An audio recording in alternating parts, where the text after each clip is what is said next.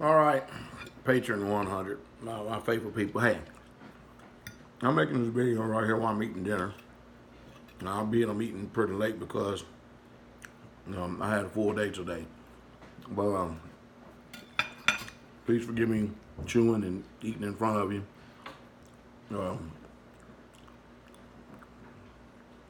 But I need to get this out.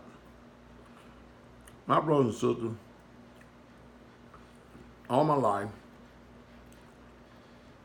I've tried my best to do what I needed to do to change, especially since being born again, and to also pour back into the faith of Yahshua HaMashiach, because when he just gave me understanding, that was enough for me, and because he made such a sacrifice for us. All right, I think that anything we do on this earth literally pales in comparison to what he has done for us. And that's the reason why, one of the main reasons why I run so hard at doing what I'm doing. I do it because of my love for him and love for Israel. Brothers and sisters, still in the ministry, there's entirely too much pride going on. And pride masks itself in many different ways. Remember, y'all always resist the proud and give grace to the humble. You can actually know the truth about something and then rationally discard the truth in your mind because of sheer willpower. But I'm telling y'all, as the day is long, that deliverance is real. Y'all hear me? Deliverance is real. When y'all heard my story, y'all had my Isaiah, brand new to deliverance. The first demon she ever cast out of somebody was me. And you think about that. No, I know you wasn't there. But one thing about my Ishai is they don't lie for nobody. Brothers, you're not going to change anything about you without deliverance. You gotta have deliverance. It's all throughout the book. If I say this once, I say it 1,000 times. Figure of speech, and I guess I'll say 1,001. Okay. When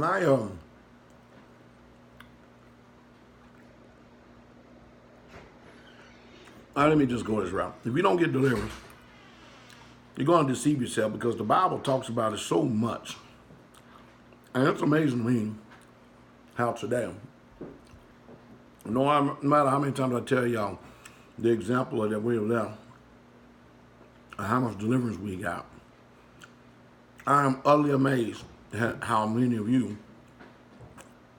be it through rationalization or through pride, it can't be nothing but pride, that you don't get any deliverance.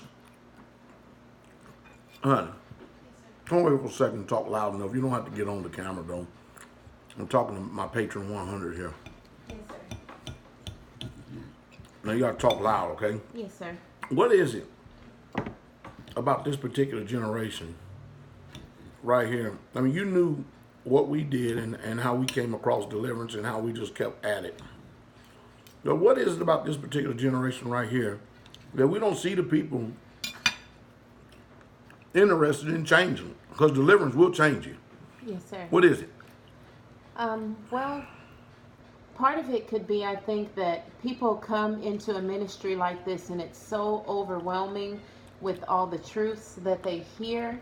And I believe that, like in Christianity, they get so excited and overwhelmed and think that that's enough. But the real, true basis of this ministry is learning who you really are before the Most High Yah, and seeing yourself how he sees you. And that's what makes you want to get deliverance. Because you're really, truly not who you think you are. Absolutely not. Nobody is. I mean, there's a great deception in self. Go ahead. And you can only learn who you really are by rubbing with other people of like mind, because out there by yourself, you'll never see your wrong, your ways. And it's not an outward sin anyway. And the hardest thing for people to see is those things that are hidden, those things that are in the heart, the bitternesses, the offenses, and things like that. So I think coming out of Christianity, a lot of people, because there's so much meat to this ministry, they don't really dig down deep and look into themselves and see where they really are. Yeah. It was unfortunate too. How much deliverance? Explain how much deliverance we did when we first came across it, and now we're all these decades later. Yes, sir. And why is it that we still get deliverance our own self, Yes, sir. but it's not as much? Yes, sir. You know what I mean? Yes, sir. Early on, we saw so much within ourselves that there was so much purging and unlearning and just dissecting of ourselves that we had to do, whether it be ancestral curses or things that we've done or sins that we see have passed down to our children. There were so many things that we saw within ourselves, and we had to purge those things out, get deliverance. So let me interrupt here for a second. So the truth is that people are just really truly not being honest with themselves. Absolutely. And they're really ignoring the inevitable. They're prolonging and putting it off. And some may be voluntary, Pastor, and some may be involuntary. Maybe some people, especially those that are not, that don't live around a community, that aren't around good, strong leaders, those that are out there by themselves just listening, they just really don't have the knowledge or the understanding of really looking into themselves. And that's why going back and listening to your old teachings and all these things really is so important, for them to go back and dissect all the teachings you've done on many different spirits, like fear, bitterness, unforgiveness. Well, let me ask you a question. How is it that the pastor still getting devils cast out of him this late in the game? And I don't think there's too many people in the ministry that knows more about deliverance than I do. And yet and still, we got brothers and sisters that they don't have any demons. Well, they have them. They just aren't dealing with them. The demons are smarter than them. And they make it you think it's you or just your personality or just your way of doing things, but it's actually not. We all can change. We all have growing that we need to do. And even this late in the game, as things come forward, as we see deeper, more hidden things, that's when we get deliverance. But initially, there's so much of the basic deliverance that people need that they aren't getting even that as of right now. Everybody has dealt with bitterness. Everybody has dealt with unforgiveness. Everybody has dealt with offenses, rejections, betrayals, all these things, deep hurts, rejections. Everybody has dealt with the basic ones. You usually, once you've had a lot of deliverance and you know how to keep them from coming back, is when you start to move in towards the ones that play a little bit harder ball, because they have to come a different way, knowing that you're already keen to certain ways that they're coming. So tell the other one come here. Tell her come over here. Yes, sir. Hope y'all are hearing what we're saying, because we're here to try to help. We're really here trying to help. I only can hope that really truly is going to help you. Ishaya, come right here. I want you to speak loud. Yes, sir. You've heard me talk about how much deliverance all of us old hats had gotten when we first started, and now we don't see as many people coming in brand new getting much deliverance, yet we still see the same problems remain.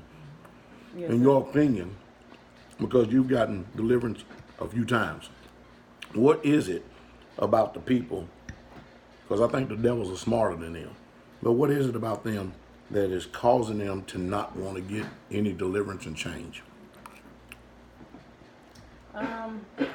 I would say probably just fear and not really understanding, not having enough experience with it. And so either fear, and because they don't have enough experience with getting deliverance, that's where the fear comes in. And also, because they don't have enough experience getting deliverance, they also don't realize how important it is, and that it is also part of this walk.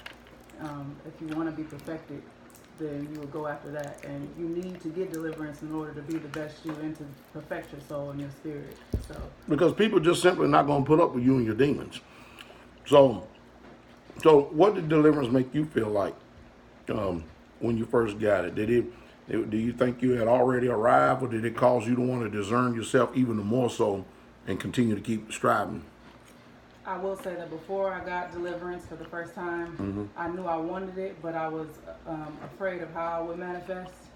I just wanted to say that. But then after I did get the deliverance, it made me realize that, because I felt more at peace and my mind wasn't distracted as much. I was more sound in my mind, and I knew that I had much more deliverance to go, and it made me want to get more deliverance to achieve that soundness and that peace.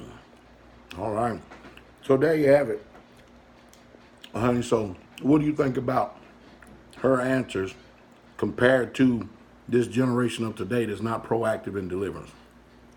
I would agree with a lot of it being fears, because there's a fear of the unknown. But when you look around and see the people with the freedom that they have, the growth that they have at a alarming rate, that should really encourage people. But the not knowing is not an excuse, because you're the one that's still bound and things like that. So with what she was saying is that it makes you want to get more, so you can be more free, so you can grow more in the Father, and that's as it should be. My youngest child has been in this for a short period of time, and she's already 3 to 5 years ahead of some of you that's been in this 5 and 10 years already, because she's applying herself. I hope I stimulate thought here today, because I'm telling you, it's a real concern. Because unless you get yourself purified and cleansed, you're never in a position to be able to help no one else. Have a wonderful evening.